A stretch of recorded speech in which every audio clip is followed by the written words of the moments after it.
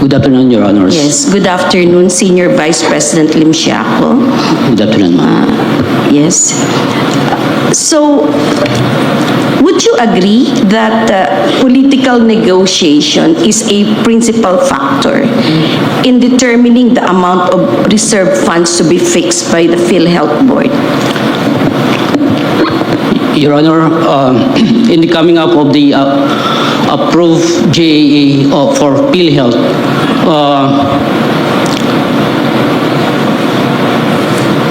PhilHealth submitted the proposal, and based on the evaluation of DBM, You know, it will be incorporated in the NEP, Yes. Your Honor. And during the time that it will be deliberated in the Congress, Your Honor, that's the time that on the part of, as mentioned by GCC, Your Honor, political negotiations come in. It is either retained based on the NEP or it will be increased, Your Honor, depending on the appreciation of the Congress as well, Your Honor. all right. So, does it mean that you still negotiate the transmittal of the appropriations fixed by law under Section 37? Your Honor, we have Section 37, Your Honor, but of course, in the final JA, Your Honor, it is negotiation, Your Honor, PhilHealth, Department of Health, and the Congress, Your Honor, on You have what to negotiate particular- it, notwithstanding the clear command of Section 37, that the appropriations shall come from these funds, from these sources. You have to negotiate. Your Honor, negotiation in the sense that, of course, the Congress asking PhilHealth on its utilization of the previous and the implementation of the program as well, Your Honor. And it is our on the side of PhilHealth, Your Honor, we depend the proposal of the corporation, Your Honor, of course, and that it will be retained based on the NEP or it will be increased, Your Honor. So, the percentages are negotiated, even though they are fixed by law, like 50% from PCSO, Your Honor, 80% from syntax. Do you still negotiate, or it should be automatic? Your Honor, depending on the amount that will be computed by Department of Finance, Your Honor, on the percentages. You know, the amount is a mere arithmetical computation. We go by the percentages fixed by law. Yes, Your Honor. So despite the percentages fixed by law, you know, the actual amount is just a computation. So does it mean that Congress is not following the percentages prescribed by law? Your Honor, in the past years, Your Honor, based on the NEP, it is carried, Your Honor, in the General Appropriations Act. You know, my question is very clear. Yes, po. I'm talking about the percentages fixed by law under Section 37. My impression from your statement is that despite the percentages already fixed by law, the Congress, you still need to negotiate with Congress for the actual percentages that may be included in the GAA for the subsidy of PhilHealth. Is that the reality on the ground? Yes, Your Honor. We tried to defend Yes. the proposal of the corporation, All Your Honor. right. Yes, well taken. So now I proceed from where we left off last Tuesday. I would like to finish with COA's basis for disclaimer of opinion issued in 2022. Attorney Cuevas, can you help us again? Read into the records. the faithful representation of the provision for health benefits incurred but not reported account with year-end balance of 95.099 billion pesos is doubtful due to significant risks of misstatement resulting from unexpended balances of accrued liabilities between 2018 and 2021, ranging from 8.808 billion pesos to 37.722 billion pesos, which runs counter to the required fair and faithful presentation of financial transactions as outlined in the Philippine Accounting Standards and the Conceptual Framework for Financial Reporting. May I continue, Your Honor? Yes, please continue. In addition, there are other issues that further compromise the accuracy of the account, which include letter A, the absence of a well-defined policy on the proper accounting of prior years in course of settlement or ICS claims, resulted in the failure to assess the reasonableness of the unexpected balance of ICS from prior years, amounting to 17.161 billion pesos.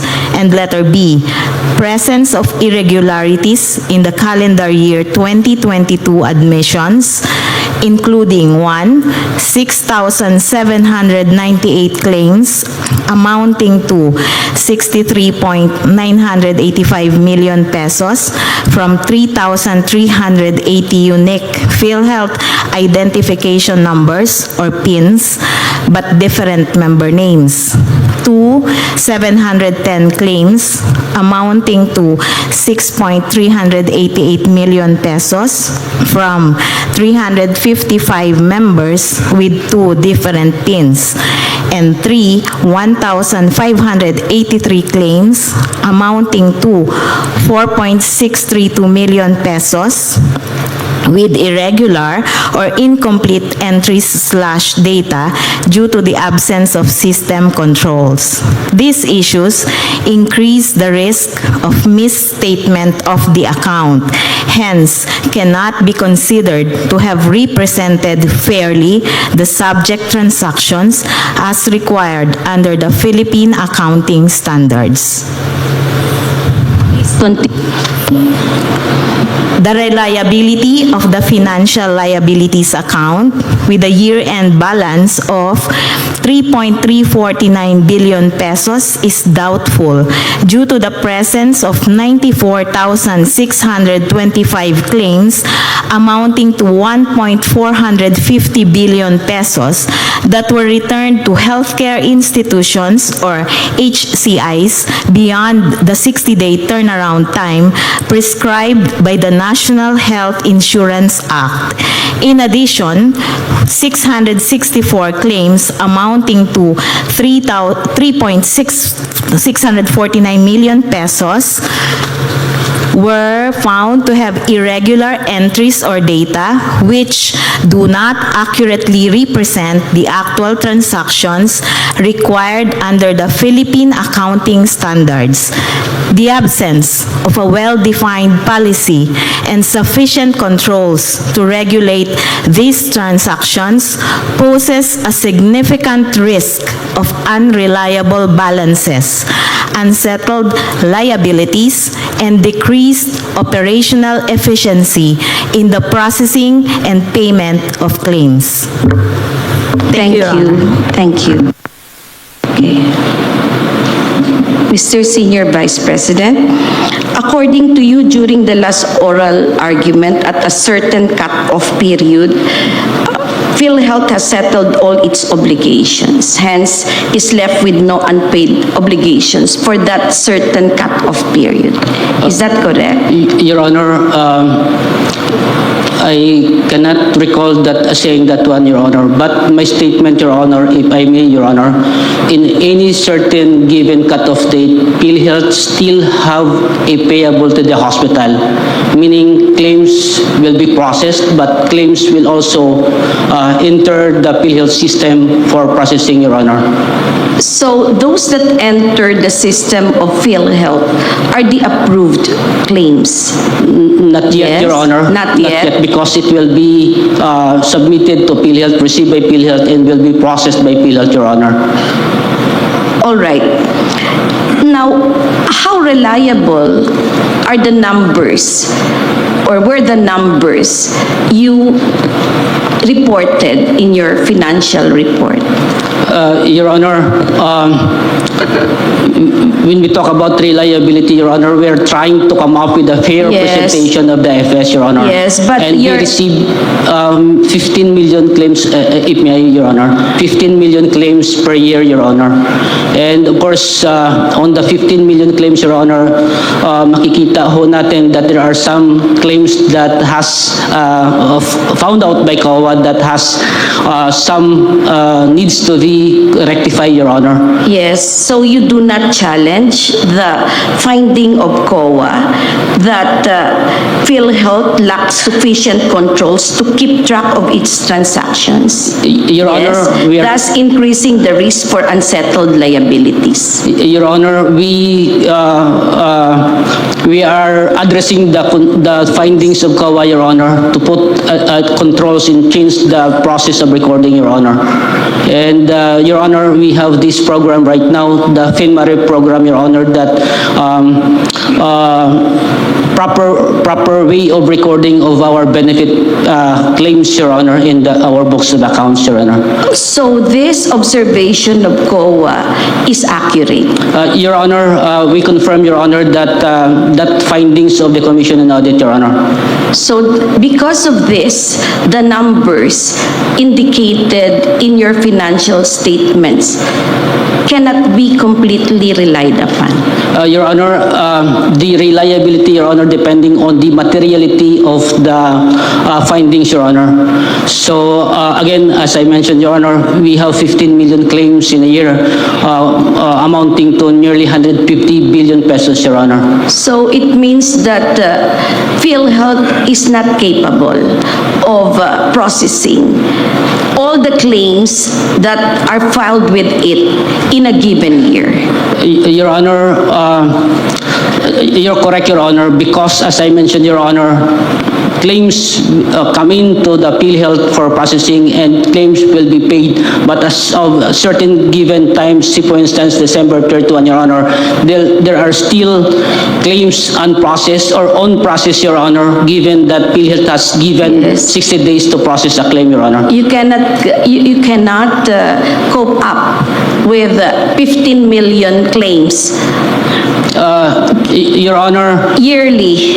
Your Honor, if saying to zero out the claims as of a given date, Your Honor, it is impossible, Your Honor. Given again, in any given period, Your Honor, claims pumapasok sa sistema ng PhilHealth for But processing, Your all Honor. these claims are coming from people who are sick, who need urgent financial assistance to settle their hospital bills. These people, many of them are fighting for their lives in the hospitals. Perhaps all 15 million claims filed with your office. Your Yes. Honor, the claims is being filed by the health facilities, Your Honor. In other words, the hospital received the document from the patient, and the hospital or the health facilities be the one to submit the claims to PhilHealth, Your Honor. Again, I would like to mention, Your Honor, that PhilHealth has given 60 days to process the claims, po, Your Yes, Honor. and according also to the findings of COA, the 60-day around period has not been complied with. Your Honor, there are instances, Your Honor, that claims filed, paid beyond 60 days, Your Honor. But, Your Honor, I would like to state, Your Honor, that majority of the claims, majority or I have the figures, Your Honor. Yes, we'll see I just about want to see that one. Now, let us go to your 2023 financial statement. Yes, po. You know, it's very important that we become become aware of your financial standing, your status, for these 3 years, 21, 22, 23, because it is from these years that the 89 billion was charged, was collected, and transferred to the National Treasury, 69.9. Had not the last tranche been restrained. All right. So we flash on the screen the 2023 financial statement of Philhealth. In 2023, the COA reported that the total assets of Philhealth amounted to 588 billion plus. The total liabilities amounted to 1.2 trillion plus. Out of 1.2 trillion plus, 1.14 trillion plus represented Philhealth's insurance contract liabilities. Based on these numbers coming from COA, Philhealth had a negative equity of 663 billion plus in 2023. Per independent auditor's report dated September 11, 2024, or just 6 months ago, the COA issued a qualified opinion, which means that this time, at least partially, Philhealth's financial statements present fairly in all material aspects the financial position of Philhealth as of December 31, 2023, and its financial performance. But for the rest of the financial statements, COA issued a qualified opinion. So may I again request Attorney Cuevas, please don't get tired, Attorney Cuevas, to read the pertinent portions of COA's independent auditor's report. I quote, "The faithful representation in the financial statements for insurance contract liabilities or ICL amounting to 1.150 trillion pesos and 266.873 billion pesos for calendar years 2023 and 2022 respectively cannot be ascertained due to the following factors. Letter A, the completeness and accuracy of the claims and premium data cannot be established, casting doubt on the reliability of the reported figures. Letter B, the evaluation of the calendar year 2023 actuarial valuation report intended to assess the adequacy of the ICL revealed inconsistencies and irregularities that affects its reliability and validity to third parties. Letter C, the use of different measurement bases for the provision for ICL diminishes the comparability of information in the financial statements, hindering the users from making informed economic decisions. And letter D, the absence of reasonableness test on expense loading further undermines the reliability of the ICL account in the financial statements, which are inconsistent with Philippine accounting standards, Philippine financial reporting standard, and revised conceptual framework for financial reporting." Unquote. Thank you, Attorney Cueva. So in fine, again, 1.15 trillion plus ICL for 2023 was misstated according to COA. And more likely than not, if correctly reported, would have been bigger. So Attorney Cuevas, please continue reading the COA's report. And I quote, "The presentation and disclosures of provisions and contingencies are not in compliance with the minimum requirements of the Philippine accounting standards due to the following issues. Letter A, provisions and contingent liabilities for appealed benefit claims are not adequately presented or disclosed in the financial statements due to an insufficient monitoring and reporting mechanism, resulting in the misstatement of accrued benefit claims, payable, and provision for health benefits incurred but not reported by an unidentified amount. And letter B, contingent assets arising from outstanding legal cases are improperly disclosed in the notes to financial statements due to the lack of policy on specific classification criteria for estimating the outcome of the inflow of economic benefits. Thank you, Your Honor. Thank you, Attorney Cuevas. I cannot thank you enough. According to COA, there are multiple unreported transactions. Hence, we can say that if all the transactions were reported, the total liabilities of COA would have been significantly greater than the reported figure. In some, COA was saying that the records made available to it pertaining to the reported transactions being incomplete cannot be the basis of an accurate audit of the total liabilities of Philhealth, because again, there are numerous unreported transactions. So for the last time, Attorney Cuevas, may I request you to read the other observations of COA? In preparing the financial statements, management is responsible for assessing the PhilHealth's ability to continue as a going concern, disclosing, as applicable, matters related to going concern, and using the going concern basis of accounting, unless management either intends to liquidate the PhilHealth or to cease operations or has no realistic alternative but to do so. Thank you, Your Honor. Thank you again. Right. So, Mr. Senior Vice President, yes. Are you also a doctor or a lawyer or an engineer or architect? Your Honor, I am not a lawyer. I am a certified public accountant and has a doctorate degree in human resource, Your Honor. Yeah. How long have you been with PhilHealth? Your Honor, this is my 24th years, 23rd years with PhilHealth, Your Honor. So you have the institution, you're the institutional memory of PhilHealth. You should be preserved. Thank you, Your Honor. Thank you, Your Honor. So, my question is, based on these COA reports, do you think PhilHealth still has the ability to continue as a going concern without aid from the national government?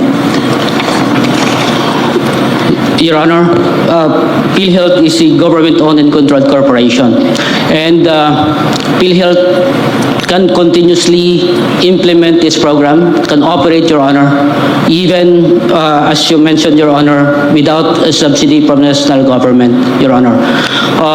Of course, the subsidy of the national government is very important, Your Honor, for the expansion of benefits, and of course, the expansion of beneficiaries already given by Republic Act 11223, Your Honor. Are you telling the court that never has the national government rescued PhilHealth? Your Honor, when it comes to its inability, supposed inability to meet or pay all its liabilities, the government never came to the rescue of PhilHealth? Your Honor, hindi pa naman ho dumating sa... Hindi pa dumating sa puntong pagkakataon yon. po. Yes, Ano Your pala Honor. ang narating natin? Your Honor, PhilHealth continuously implement its program, and our board, which kasama po the national government, we have the DBM, we have the Department of Finance, and other government agencies, Your Honor, looking into the operations of Yes, the so corporation. no need to negotiate with the national government on subsidy because you are self-sufficient. Your Honor, on the self-sufficiency, Your Honor, again, the National Health Insurance Program, Your Honor, will be expanded, and the universal health care will be attained once mayroon ho, of course, subsidy from the national government, Your Honor. So you will still depend. And up to now, you are depending. Yes po, From Your the Honor. very start, you have been depending on the national government subsidy, right? Yes, Your Honor. All right. So without the national government subsidy, would you have collapsed? Your Honor, if the expansion of benefit that made in the year 2020 for Your Honor, ma-implement natin ng tuloy-tuloy, Your Honor, of course, kailangan natin ng national government subsidy, Your Honor. So we're looking forward, moving forward. Yes, Your Honor. But where you are standing now, your situation now, the present financial status of PhilHealth, do you need rescue from the national government? Your Honor, the status of the financial of PhilHealth right now, Your Honor, enough to cover the year 2025 operations, Your Honor. Oath. Yes, Your Honor. Yes. All right. That opinion, Your Honor, that is based on the financial record, Your Honor. even with the findings of COA, you will still insist that you're financially sound, Yes, Your Honor. even without government subsidy. Your Honor, again, kailangan talaga yung government Kailangan. subsidy. But So, of course, kung walang government subsidy, nasaan ang PhilHealth? Your Honor, still in the year 2025, we operating PhilHealth, Your Honor, based on the programs that we are implementing right now, Your Honor. Yes, again, and these programs are funded in full. In the year 2025, Your Honor, available po yung pondo po natin, Your Honor. Nasaan yung pondo? Binigay na ba sa inyo ng treasury? Your Honor, on existing funds of the corporation, Your Honor, our investable fund so December 31, 2024. You know, my problem with your existing funds is this. You always do not consider the funds that should cover the reserve funds. That is my problem. Even though the command of Section 11 is for the reserve funds to be set aside. And when you set aside the reserve funds, it means it's real money. It's not just abstract. It's just not numbers. Because anytime the risk will become reality. That is my problem, because you always do not recognize yet the funds that should cover the reserve funds. Your Honor, if may I, Your Honor, in every year, Your Honor, we have the corporate operating budget, Your Honor. And this corporate operating budget, Your Honor, mayroon siyang kaakibat na corporate revenue as well. Kumbaga, may pumapasok na revenue. In the year 2024, Your Honor, our corporate revenue enough or more than enough to cover the expenditures, Your Honor. Expenditures, how about the reserve funds? The formula under Section 11 is this, right? Total revenues less expenditures. And the balance, that is where you will get your reserve funds. Your Honor, And your reserve funds, the amount should depend on the actuarial valuation for 2 years. Correct? Your Honor, if may I, on the part of the accumulated revenue that we have, Your Honor, we set aside the reserve fund. set aside na siya. Then, in the What did you operation, say again, please?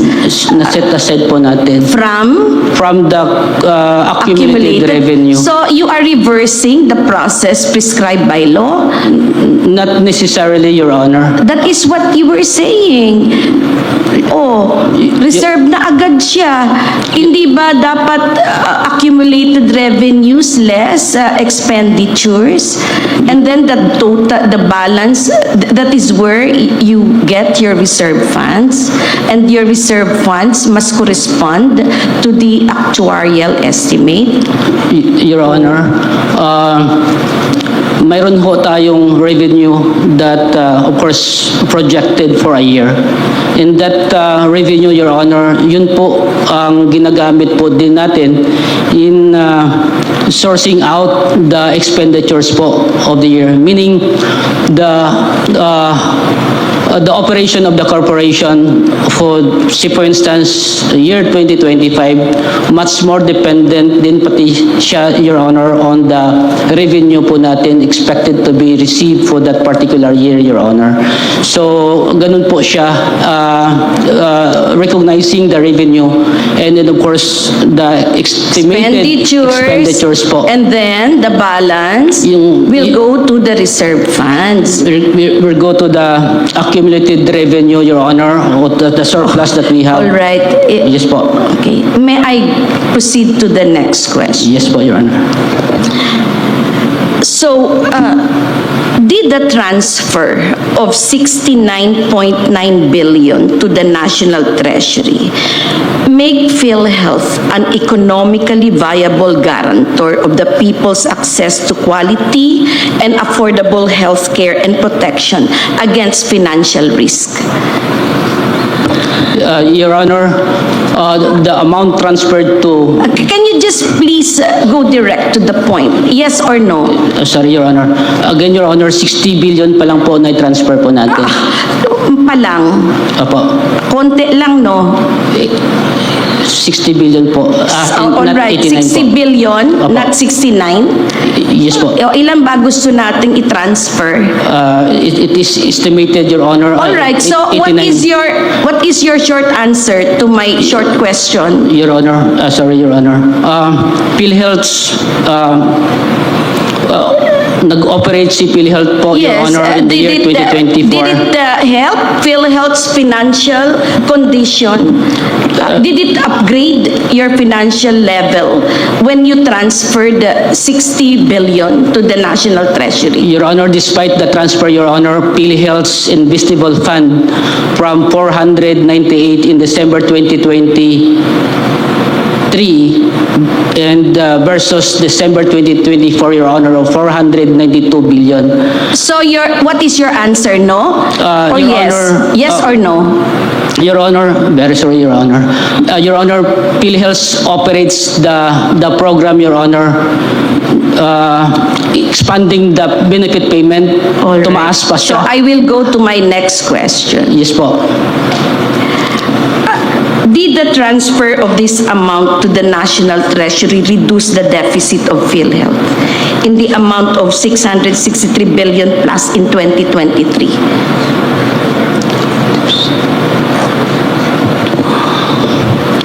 Your Honor, if you are talking... Just a straight answer, Sorry po. Mr. Senior Vice President. I'm sorry, Your Honor. Yes. Apology po. Of course, Your Honor, the 60 billion that we transferred reduces... Yes or no? Yes or no? My question is so simple and it is answerable only by yes or no. Your Honor, it reduces, Your Honor. It reduces the deficit even though, yes, did I hear it right?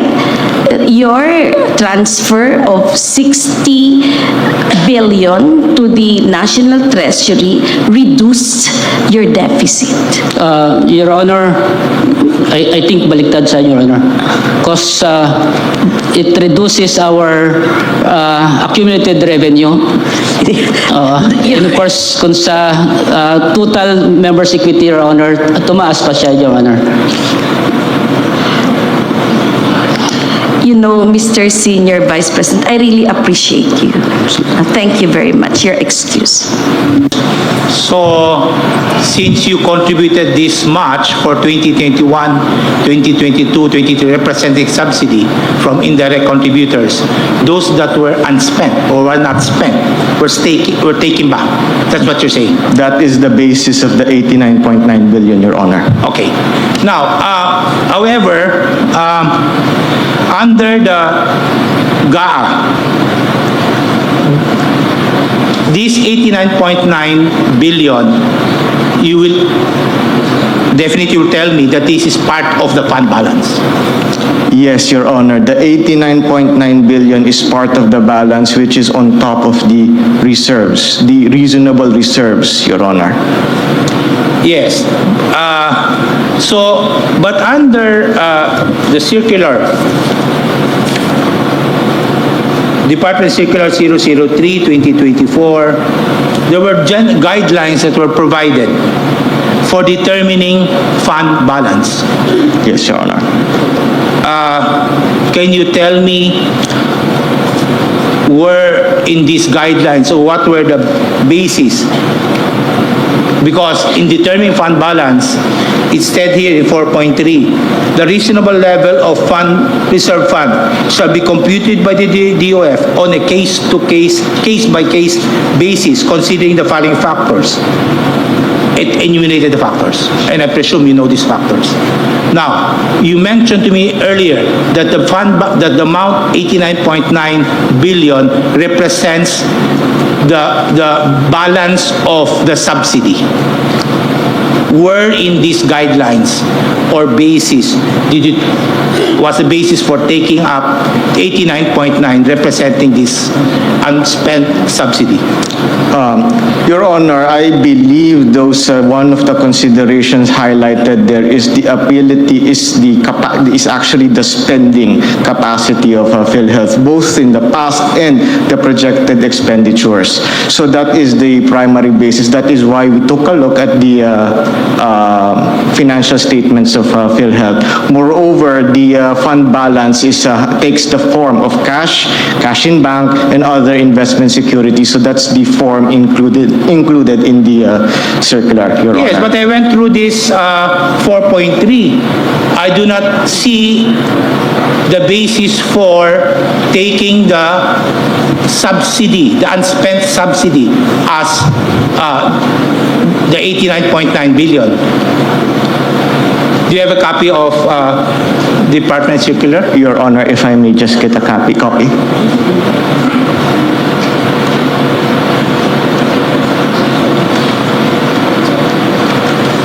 Sir, if I may, Your Honor. Go ahead. Letter A of 4.3 states here, historical performance, including the absorptive capacity, which presents the actual financial performance versus the approved budget, regular and recurring operating expenses, including non-cash expenses, the legal claims and obligations, etc. Unutilized, and number K, unutilized subsidies and fund transfers for programs and projects, Your Honor. So, by taking the unspent subsidy, you're referring to A and B? Okay. So, the unutilized subsidy specifically is in K, 4.3K, Your Honor. 4.3K. Yes.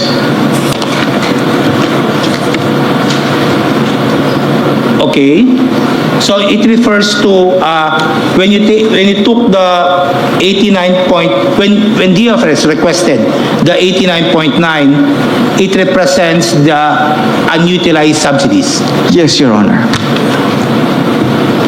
When you speak of subsidies that were given to Philhealth on 2021, 22, and 2023, why do you consider that unutilized? Because Philhealth is a going concern. And in fact, I understand for 2025, no subsidy was allotted to Philhealth. So why would you consider it to be unutilized subsidy? Yes, Your Honor, if I may. Number one, for the past years, even for the years 2021, 2022, and 2023, Philhealth consistently receives premium subsidies in the GAA.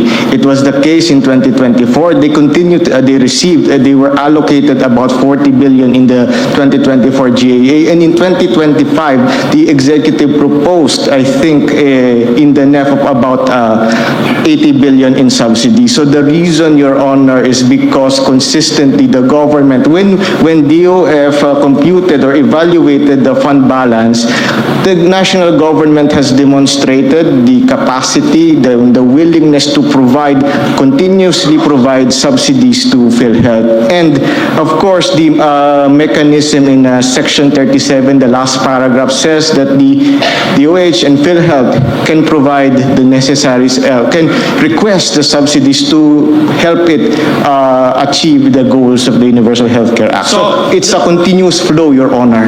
Yes, precisely. So the fact that PhilHealth could not spend this amount for benefits, and the national government will take this amount to fund unprogrammed expenditures, the fault is on PhilHealth for not spending this. It is not for the government to take this away and for PhilHealth to expand its programs, so that the subsidies that were allocated by government for health care should not be taken away.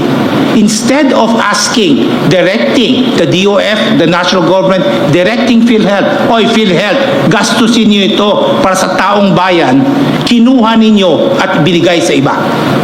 This is precisely the meat of this case. So, why is PhilHealth therefore not expanding their benefits and programs that would approximate the subsidies that were given to them to answer for the health benefits of our people? Your Honor, if I may.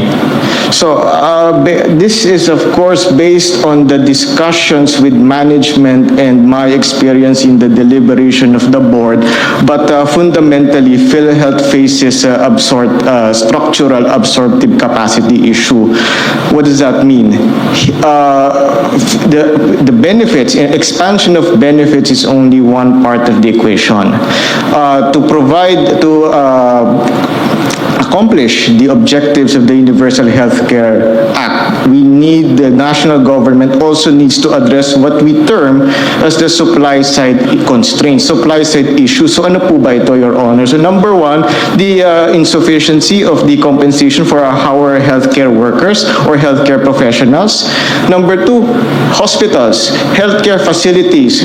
Even if there is even if benefit expansions occur, if there is no hospital within the vicinity of a specific beneficiary, particularly an indigent beneficiary, then they will not be able to avail of these expanded benefits. So there needs to be the supply side constraints. And of course, in addition to the direct health supply side health constraints, so yung hospitals po, yung medical equipment, and of course the personnel, the health care workers, you also have the WHO also has this term called the social determinants of health. So those are the other things. Those are the other things that help improve health outcomes. So what are these? But these things that you mentioned, absorptive capacity, so supply side issues, this can also be addressed by government. You're getting money from PhilHealth and telling us that PhilHealth lacks absorptive capacity. But the reason why it lacks absorptive capacity, because it doesn't get full support from government, not only addressing expanding benefit, but also supply side requirements. So you're just providing an excuse to get this money out of PhilHealth. No, when you speak of limitations in hospitals, I mean, you can inquire from our people, repeated complaints that they cannot even get PhilHealth benefits. And if they get PhilHealth benefits, it's so low that you cannot even cover substantially the amount expenses or medical expenses. So people will not understand the issue of absorptive capacity or supply side demand or requirements. So on the issue of why do you need to take this amount if the blame should be on PhilHealth because it could not provide for these benefits? Your Honor, if I may. So after the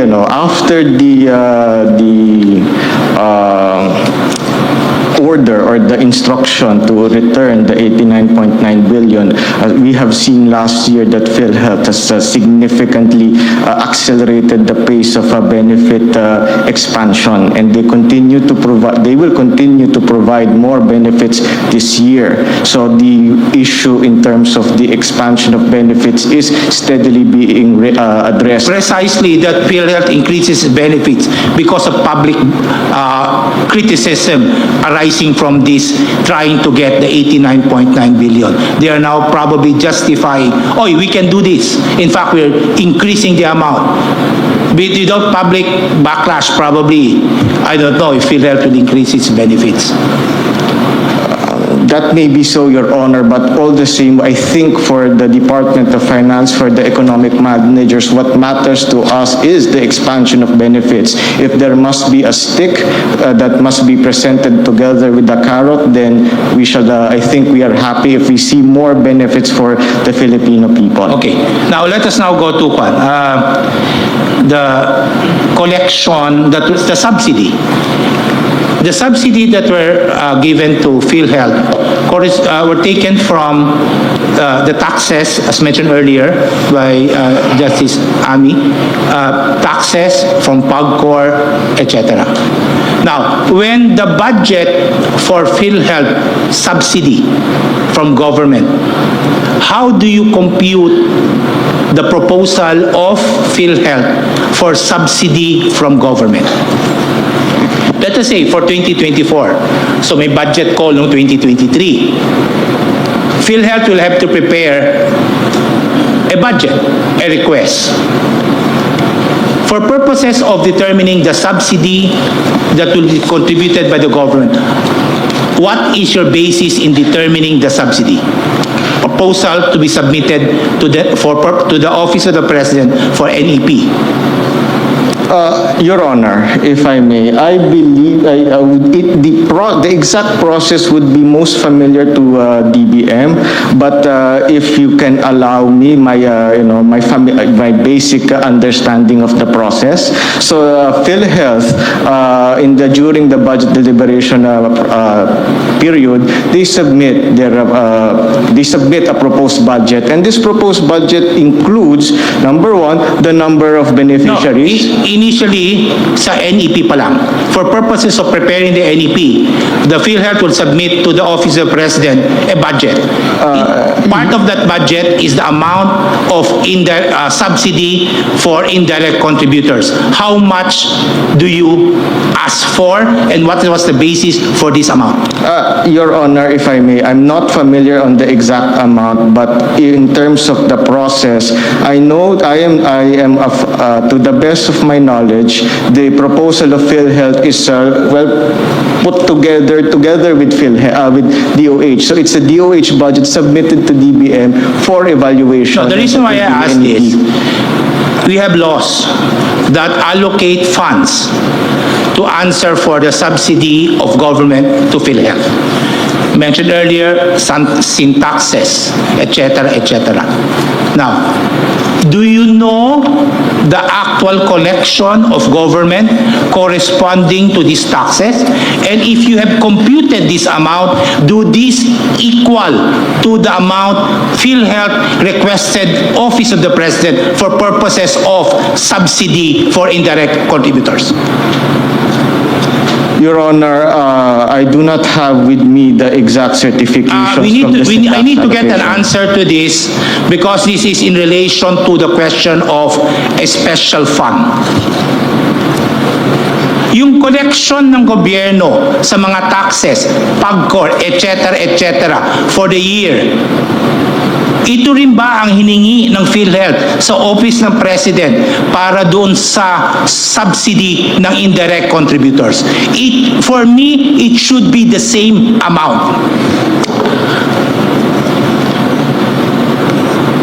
I believe our colleagues from PhilHealth or probably DOH would be in a better position to answer this on the exact amounts, Your Honor.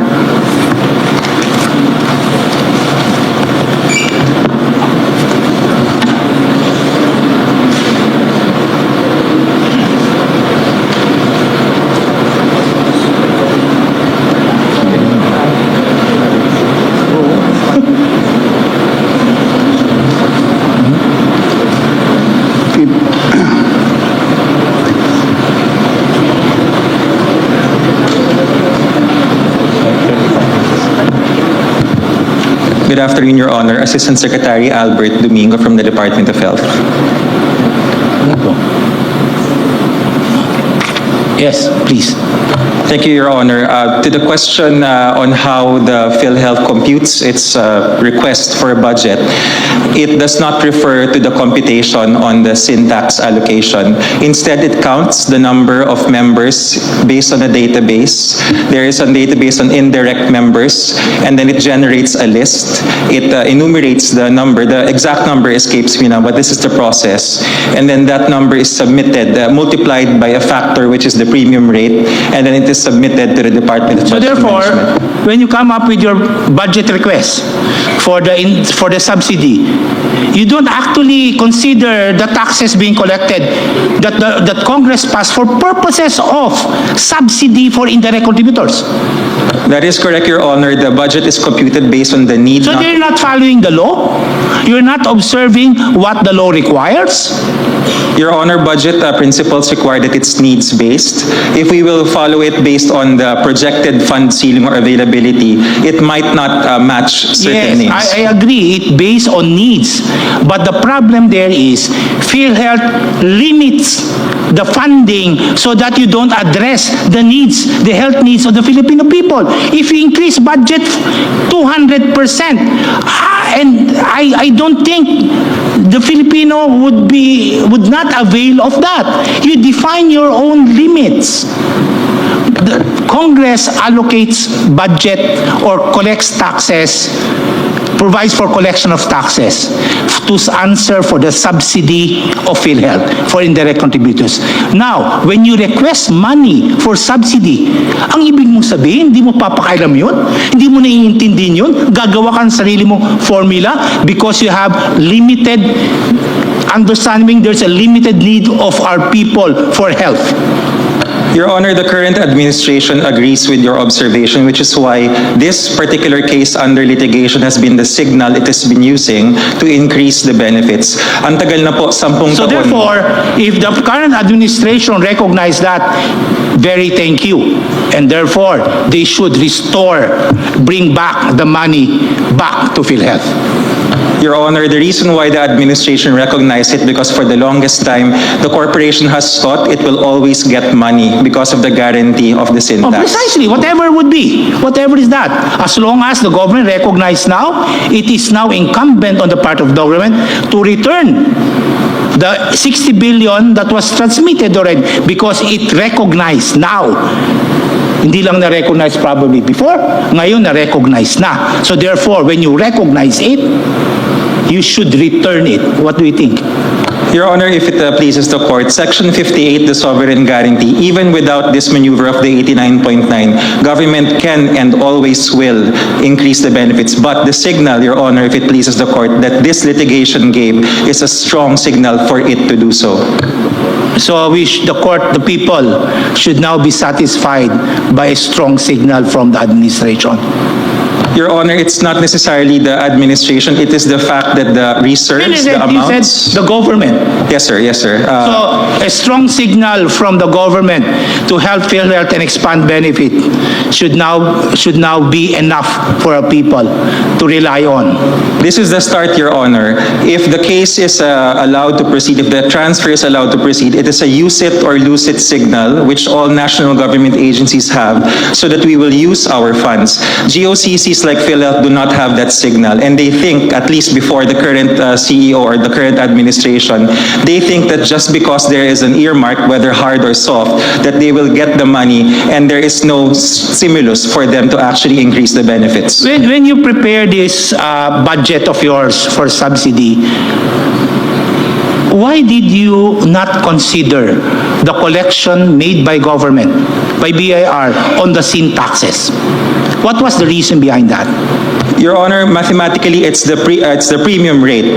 The way that the premium rate is determined, unfortunately, is not actuarially fair. It is not based on the spread of benefits that is due the Filipino people. Kulang po talaga yung binabayad ng PhilHealth. 10% lamang po in 2024. Kaya dapat po talaga taasan. And mathematically, the only way to do this is to increase the benefit packages, which we are doing now. But the government collected taxes already, representing supposedly the subsidy. Why would government not transmit everything to PhilHealth as originally intended? That is correct, Your Honor. Unfortunately, the receptacle to which this money can be transmitted cannot handle the amount of money because it's too small. So if it is correct, and the reason why it was not transmitted because of administrative matters or hindrances, you agree that this should go to PhilHealth. It's a matter of spending it. So therefore, when government merely allocated this amount, probably substantially lower from the taxes that were collected, all of the balance should be given to PhilHealth this year and prior years. It's just a matter of administrative absorption. Hindi lang kaya gastusin ng PhilHealth. Kung hindi kaya gastusin ng PhilHealth, ibigay sa PhilHealth at utusan ng PhilHealth, oy, taasan ninyo ang benefits nyo. Hoy, mag-hire kayo ng mga tao ninyo para magastos ito para sa health ng ating tao. Your Honor, if I may, 3 presidente na po ng Republika ang dumaan simula noong 2013 hanggang 2023. At siguro mahigit 10 mga presidente ng korporasyon. Ganun po lagi ang utos pero hindi po nangyayari until now. Probably it's time to overhaul PhilHealth and change the board for not complying what the law requires. Hindi kasalanan ng tao yan. For not availing all of these benefits. Apparently from your own words, kasalanan niya ng administrasyon, this administration, last administration, or the previous administration. At kasalanan niya ng PhilHealth Board. Huwag natin pahirapan yung tao because nandyan naman yung pera. The money is there, government will not giving it to PhilHealth to serve as health benefits for our people. If I may, Your Honor, in fact, nung una pong oral arguments, iba po yung PCEO na humarap sa korting ito. At nung ikalawang oral arguments, ganun ho kabilis, iba na ho uli yung humarap na CEO. Kino-correct na po. Okay, so that's maybe a good point from PhilHealth, but we cannot close our eyes for the past years na hindi nabigay in benefits. So in that case, maybe PhilHealth can already request the President to return the money, the 60 billion that were transmitted to PhilHealth, to the government for anchor program funds. Ibalik na yan sa PhilHealth and PhilHealth to expand its benefits, hire more people to answer for the needs of the health of our people. That will be all, Chief. Thank you.